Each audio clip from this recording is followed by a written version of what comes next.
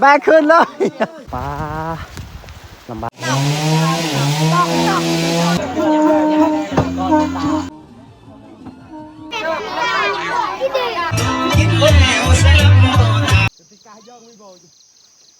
เอาทักทายสบายดีแล้วก็สวัสดีพ่อแม่พี่น้อง FC เบิร์ดสุคนสำหรับวันนี้เขากับสีพาพ่อแม่น้องทุกคนเนาะวันนี้กับสีเข้าป่าทุกคนเลยไปเปิดคลิปอยู่ป่าวันนี้กับสีพาทุกคนไปเบิ่งอันหมู่บ้านเฮาเขาไปหาเสาเฮือนหรือเขาเสาสลาควรเนาะหรือว่าสลาควรโมโหยังแต่ว่าตอนนี้กับสีเตรียมเดินทางเข้าป่าหลังจากสิไปหาเสาแล้วก็เมื่อเฮ็ดอยู่ในหมู่บ้านหลังจากเฮ็ดแล้วก็จีทั้งสิขึ้นเลยเนาะในมื้อนี้เนาะไปทุกคนไปเบิ่งไปชมบรรยากาศในป่าหรือว่าในหมู่บ้านพากันออกเดินทางเข้าป่าวิทย์กันแฟนให้เขานี่เนี่ยก็จะเป็นได้เข้าป่าศาสนาขอนคำเอ้ยอย่างทางแฟนให้เขางามขนาดเลยในนี้ก็มีคนหมู่บ้านเขาเห็ดเทียงไห้หรือว่ากระตูบไห้เวลาเขาเสียหญ้าไห้เขาต้องได้มาพักมาพรมานอนอยู่ในนี้แบบนี้แหละชนบทเขาใส่ชีวิต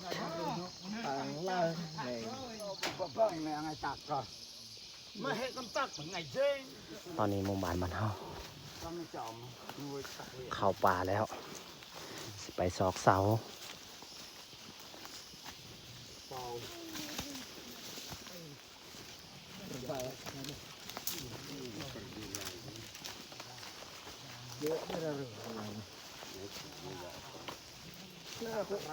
ใส่ก่อน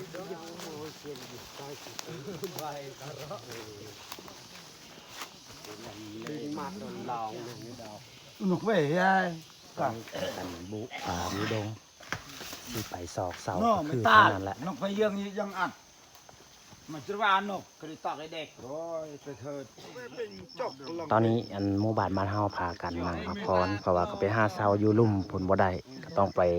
ไปหาบอนไม้สิออกจากป่าอันนี้ไปซอกเสามองใหม่อีกโอ้ให้เขานี่ก็เขางามอยู่มันก็ละเอียดโวเจียนนี่เป็นนะนุ่น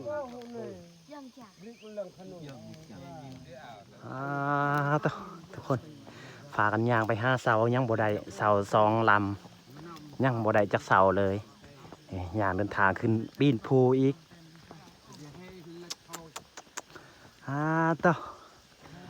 โอ้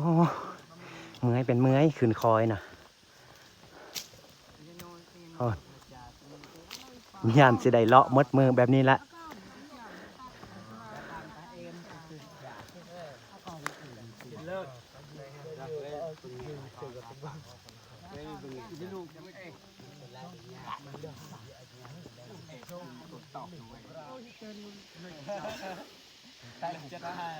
พากันเลาะเบิงธรรมศาสตร์บ่ได้เสาใหม่ยังเอายังฮะเอาขาบ่แม่นไปฆ่านี่ลองกินเบิงบ่แม่นฆ่านี่กินได้อยู่บ่ได้ยานอายย่ำบ่ได้แขวอายยันลนย้ำได้ย่ำได้ลองเบิงบ่ย้ำนี่ลองติบ่ย้ำบ่ย้ำฆ่าดิฆ่าบ่ย้ำได้ในหัวหน้าเพิ่นผู้นำหน้าพาทางย่างเลียดตีนภูทางแทนไห้หมู่บ้านเขาสิได้เสาบ่อยู่ลุมพุ่นกระแมนสวนมันของเฮาบ่ได้ขุดซ้ำ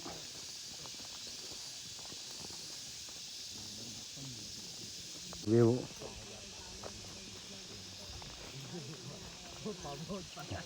มองนี้ก็มีหมู่บ้านเขาเฮ็ดกระตบหรือว่าเทียงไห้เวลาแดดฝนเขานั่งพักพรในนี้หัวหน้าเฒ่าแก่แนวโฮมเพิ่นนำพาไปหาเสากันยังบ่ได้เทื่อ มาดอกแล้วก็คือเยอะเอาไงเองคนไหนก็ว่าสงสัยที่ไปเยอะเองเลยคือหนู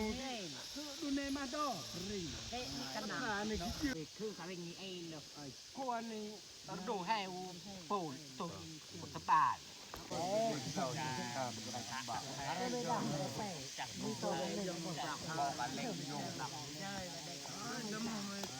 สิตัดเสามุงนี่แหละสิเอาจากปาดไม้อันตัดเอานี่แหละประเภทไม้เราต้องได้เลือกไม้แกนเอาเพราะว่า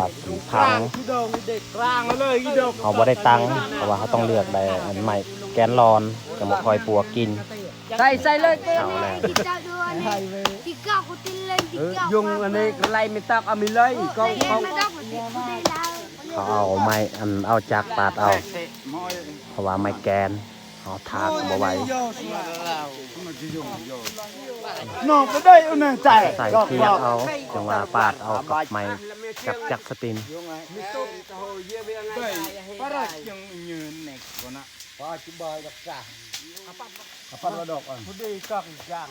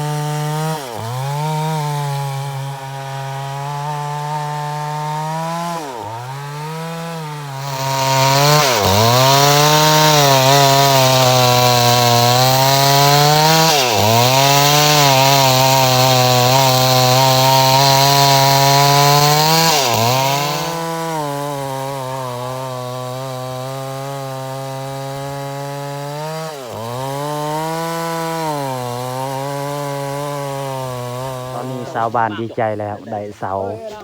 เมื่อกี้เลาะอันเลาะตามภูยังว่าทันใดเถือพอดีมาเจอไม้ตัวนี้ไม้แกนร้อนก็เลยปาดเอาจากปาดเอา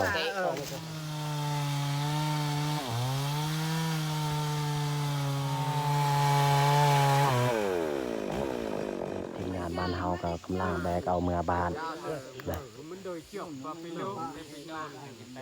ไม้แกนร้อน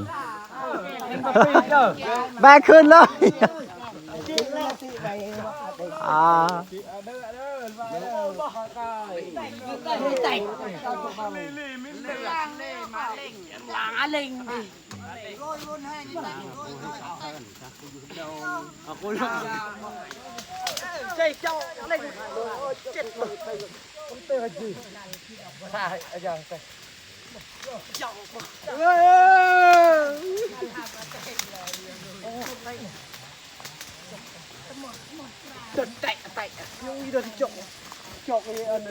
นักขนาดเลยไม้อันนี้เพราะว่าแกนร้อน ไม่แตกนี่ กกแตกเนาะพอดีลากเสาคนตกห่ำเลย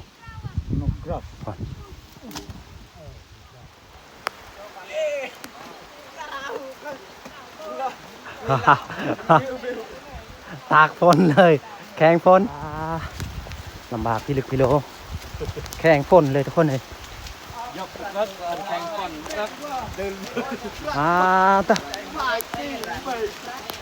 ต้นฟืนเอ้ยเจ้าบ่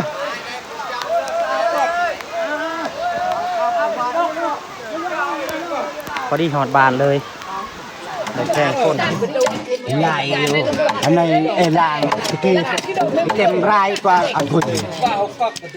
ดีกว่าจริงๆนะอันนี้เจน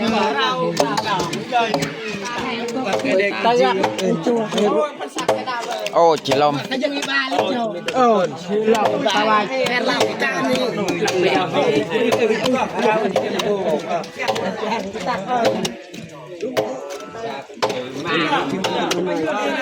โอ้ยดอก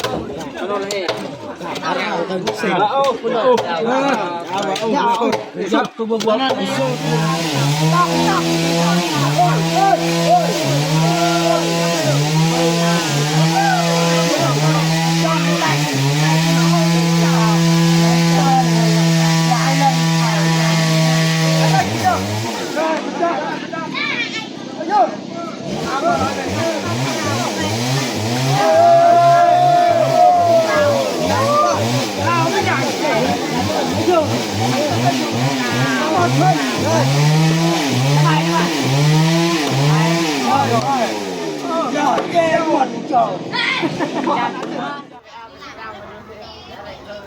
ตอนนี้กำลังองค์การจะต่างเพิ่นเก็บเงินหรือว่าเก็บ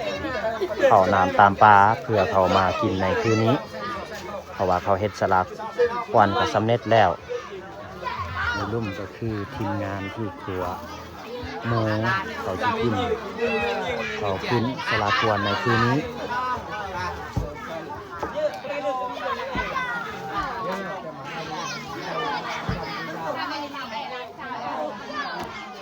ตอนนี้ก็คือกำลังหั่นซีนหมูที่จะกินงานตอนแรกเนาะเขาจะขึ้นสลากควนใหม่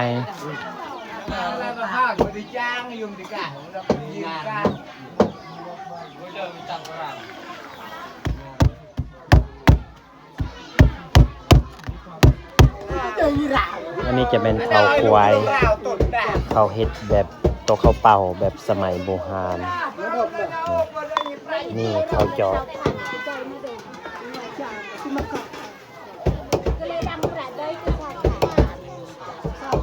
มันมี2 อัน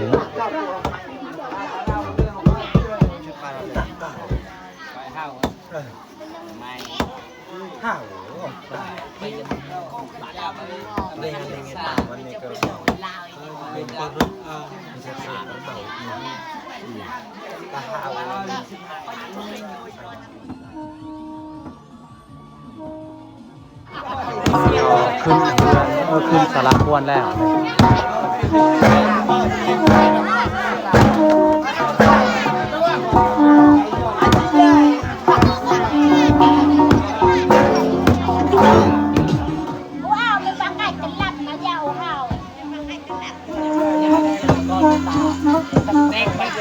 เอาเป่าเอาควายอันนี้แม่นเขาเฮ็ดพาเขาสิเลี้ยงกกเหล่าเฒ่าแก่ที่มาหัวมากินอยู่ในสลาควรในคืนนี้เนาะจะแม่นพาเขาเบิดทางบ้านเพิ่นจัดพาเขาให้เด็กน้อยพาสามัคคี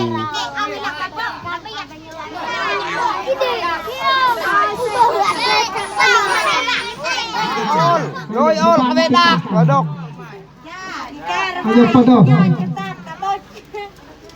เอาโอ้ยกระตัดละไว้หยุดไว้จะหน้าหยุดยาแห่งเอฟซีเงินเลยไม่ได้ตอกแย่งเดี๋ยวนี้เด็กน้อยเด็กแนวมาละเว้นผู้ใหญ่เป็นผู้กำกับเขาเลี้ยงเด็กน้อยก่อนจักหน่อยจึงพวกเราเฒ่าแก่อีกมากินข้าวกลางคืนก็เป็นสิได้จัดลำวงสามัคคีระเบียบพี่น้องเอาปูมาป้าก็เกลือ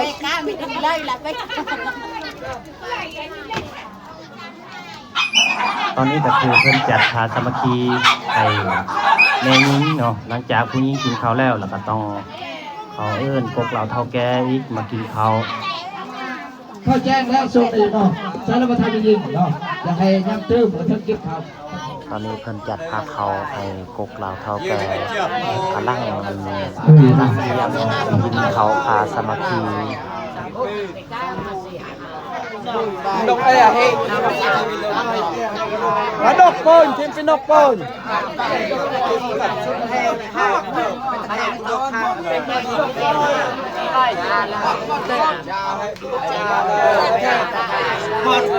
Một trả lời. Đây nào. Này tàu hòn chim nô.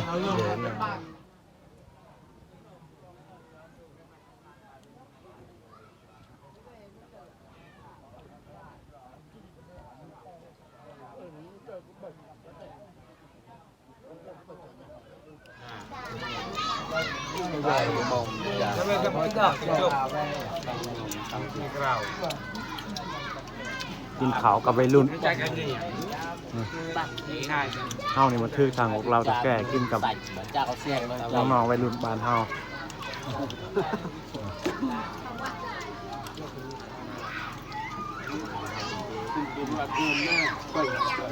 แล้วเพิ่นจัดพาเขาสามัคคีตอนแรงก็ต้องได้เข้าลำวงสามัคคีเนาะตามที่ของประเพณีอยู่กรุงเทพชนบทบ้านนอกบ้านนาตอนนี้ทางของเราเฒ่าแก่เพิ่นเฮ็ดทีดของ